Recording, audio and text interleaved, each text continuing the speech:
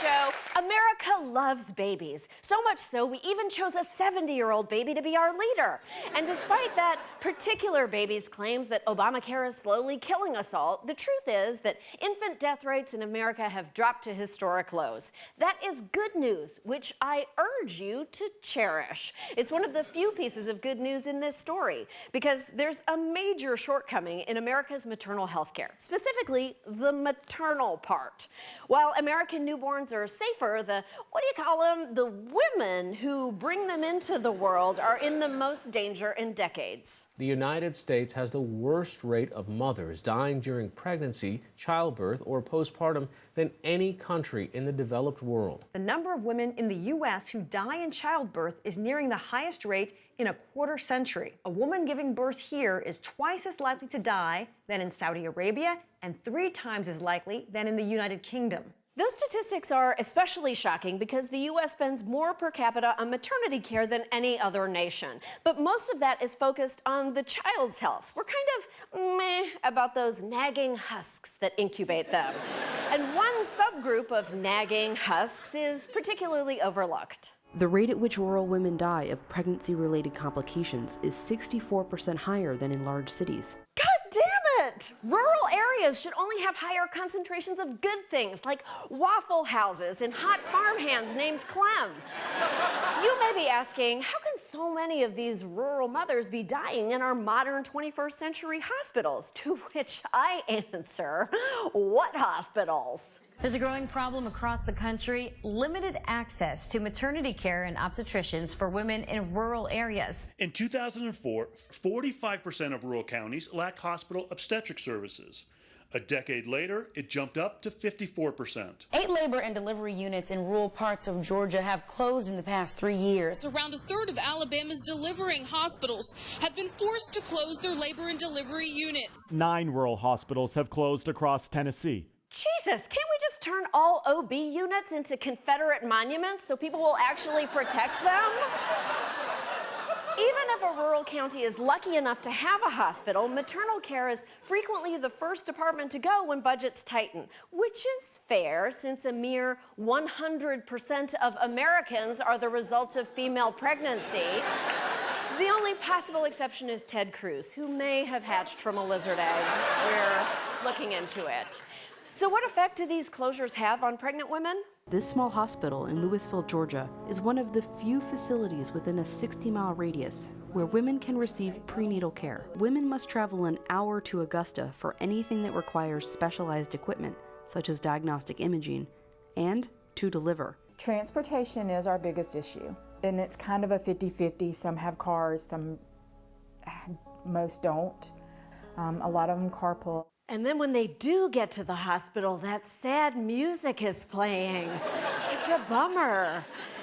Being forced to travel out of town for medical care isn't just an inconvenience, it can be dangerous. Come January, Bryant will have to travel 45 minutes to deliver in Morganton, since Blue Ridge will be closing its maternity ward doors for good on Saturday. It's a straight shot once you get down the mountain, if you can get down the mountain. The long drive to Grace Hospital down State Road 80 takes an hour, descending 1,400 feet through curves so tight that some call it the Devil's Whip. Oh my God, the Devil's Whip! You don't want either of those words near your baby's delivery.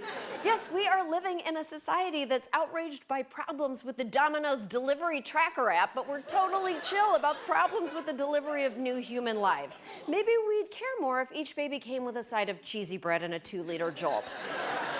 Like any crisis, this one has many fathers. The rise of HMOs, skyrocketing malpractice insurance costs, demographic shifts, the recession, Medicare cuts, and yes, even Obamacare, or more precisely, the right-wing freak-out response to Obamacare. Keep that black sperm away from that white egg.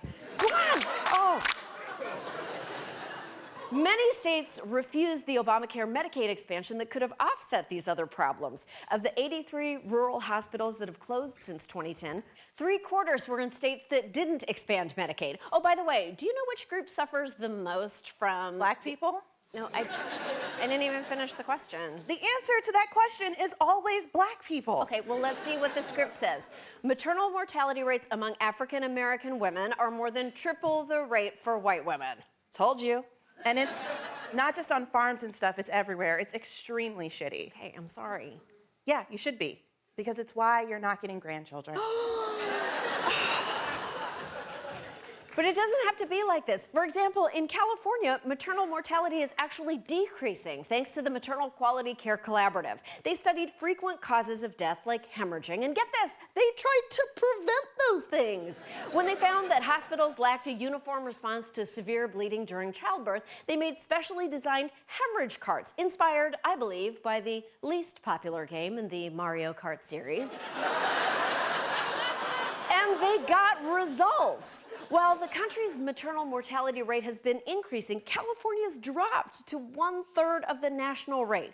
Compare that with Texas, which closed Planned Parenthood clinics and rejected Medicaid expansion, despite having the largest uninsured population in America. Coincidentally, the state also has the highest maternal mortality rate in the developed world.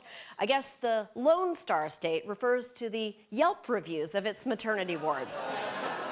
Lack of access to maternal health care creates horror stories you'd assume are happening in third world countries, but are actually happening right here. In rural Tennessee, Whitney Brown was in labor when she started having seizures. It was a 3-hour scramble to get an ambulance, and then a 90-minute ride to a hospital with obstetric and trauma services. The baby survived, but Whitney did not. Damn it, American women deserve better than this. They shouldn't have to wait in fear for their delivery date just because they live on one of our more remote Purple Mountains majesty. There are a lot of problems that led to this crisis, but there is one solution, and the women in question know what it is. Value their lives more than money. You're just transferring the risk of your premiums to our lives. That's exactly what's happening, is our lives are being risked now. Keeping mothers in rural areas alive and healthy is never going to be profitable. If it were, Silicon Valley would have disrupted it already. We need to decide that rural women's lives are worth saving at any price. And if you disagree with that, you can be the one to drive up the devil's whip and tell them that. We'll be right back.